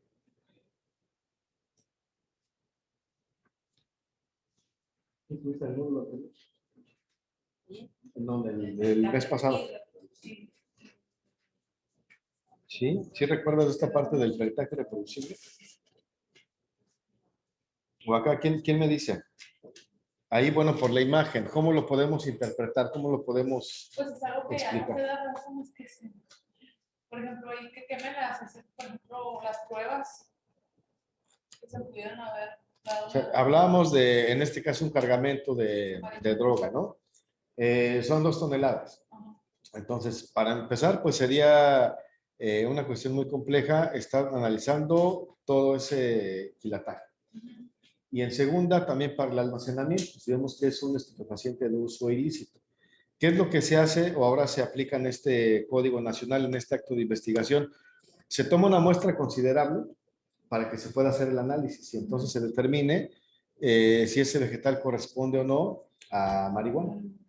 Dependiendo de ese resultado, el sí o el no, pues todo el resto se incinera, porque pues es muy complicado tenerlo resguardado, porque en los casos que ha sucedido, resulta que después de algunos meses se lo comieron las ratas y ya no está. Igual me tocó ver así, un caso así, pero era de un choque, que el médico pericial lo mataron y se veía con una persona que estaba haciendo investigación, vio que le habían arrancado una parte del coche y del motor y le tomó foto por cuál fue el accidente. Y cuando fueron después para poder tener permiso de acceder, el abogado para agarrar esa prueba, ya lo hicieron chatarra, pues, para que no tuvieran acceso a esa prueba. Sí, entonces vemos también esto de los registros de la cadena de custodia, ¿no? De los indicios, cómo es que tiene que llevarse a cabo.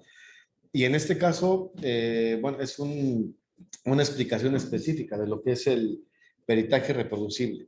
¿Por qué reproducible? Porque después de la quema del vegetal, pues ya no se puede regresar el tiempo o no se puede reintegrar, ¿no? Por eso es reproducible, porque ya lo que se quemó, pues ya no se puede desquemar, ¿no? Los peritajes especiales también, muy importante y más en el área en la que vamos a estar trabajando. Nos dice el artículo 275. Cuando deban realizarse diferentes peritajes a personas agredidas sexualmente o cuando la naturaleza del hecho delictivo lo amerite, deberán profesionales capacitados en atención a víctimas. Esto lo mencionábamos ayer. ¿Cuál es el personal que puede estar relacionado con atención a víctimas y con delitos sexuales? ¿Quiénes serían? Médico, psicólogo, ¿qué más? Trabajadores sociales, también incluso personal de enfermería. ¿Quién más podría ser?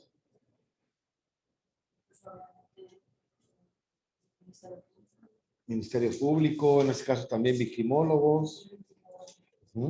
Entonces, ¿por qué es peritaje especial?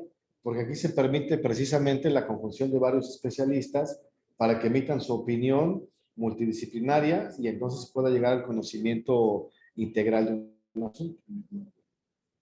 Reconocimiento, ¿sí? Ahí es un solo peritaje con la intervención de todos los Sí, especialistas. es un peritaje multidisciplinario. También está el procedimiento del reconocimiento de personas, que nos dice cuándo procede la pluralidad de reconocimientos y cuándo procede también el otro procedimiento de la identificación por fotografía, que también entre estos dos, si los analizamos de una manera detallada, en atención también a lo que hemos conocido de derechos humanos, vemos que son procedimientos violatorios de derechos humanos. En esta imagen, ¿qué deducen? ¿A qué se refiere? Un cateo, precisamente. Y en este aspecto es mucho más amplio porque nos dice qué requisitos deberá contener la solicitud de orden del cateo. Y también ya lo mencionábamos en el primer módulo. ¿Quién es la autoridad competente para emitir órdenes de cateo? ¿Cuál juez? Pues penal. No es el Ministerio Público, ¿no? Como en la Rosa de Guadalupe dicen, es que el Ministerio Público ordenó la orden de cateo o la orden de aprehensión. Entonces, imagínense, si fuera eso, pues el delincuente estaría bien contento y atacado de la risa, porque pues sabría que es una orden ilegal y que entonces pues, no lo van a poder detener, porque el Ministerio Público no emite órdenes de cateo ni de aprehensión, sino el juez.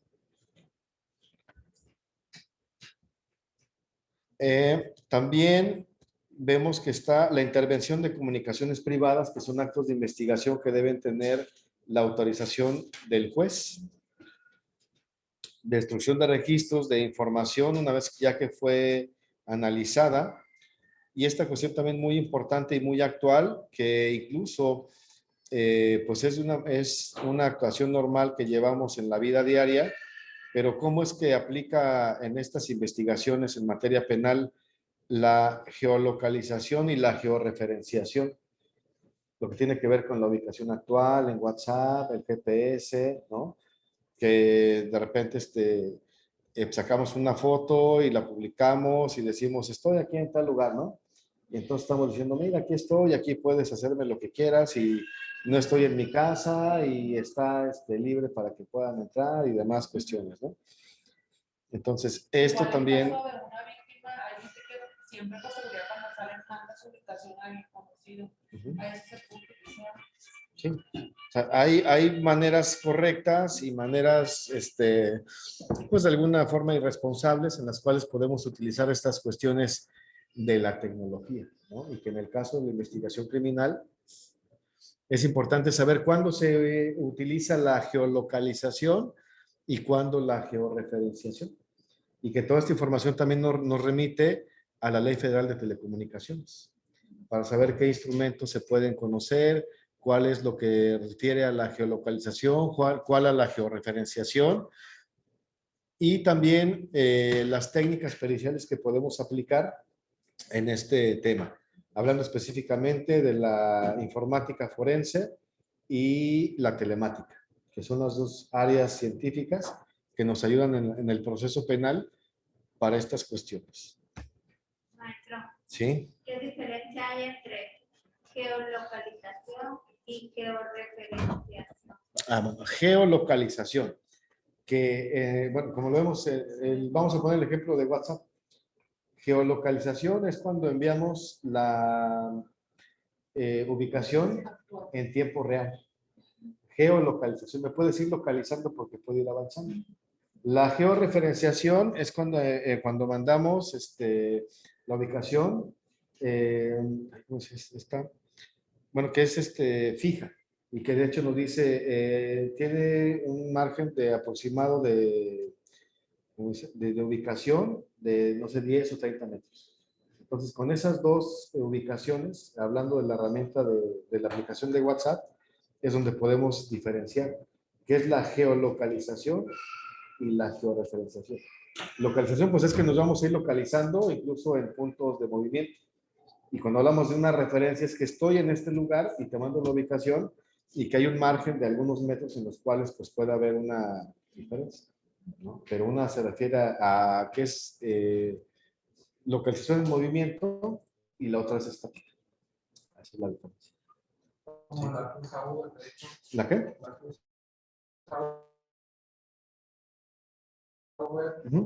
Esa es la georreferenciación, decir, estoy aquí. Es un punto específico estático y nada más es como referencia. Precisamente de ahí derivan esas. ¿Alguna pregunta, duda, comentario? De sus pequeñas actividades de tarea, ¿no? Ya las terminaron, ya están todas en el correo electrónico.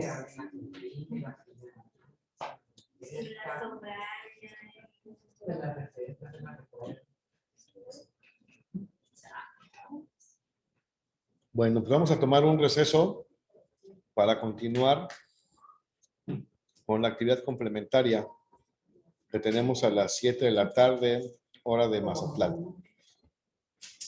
Entonces, gracias, maestra Hilda. Si nos va a acompañar, en un momentito ponemos el link en el grupo de WhatsApp. Okay. Y pues nos vemos muy bien. 30 minutos. Bien, gracias. Gracias.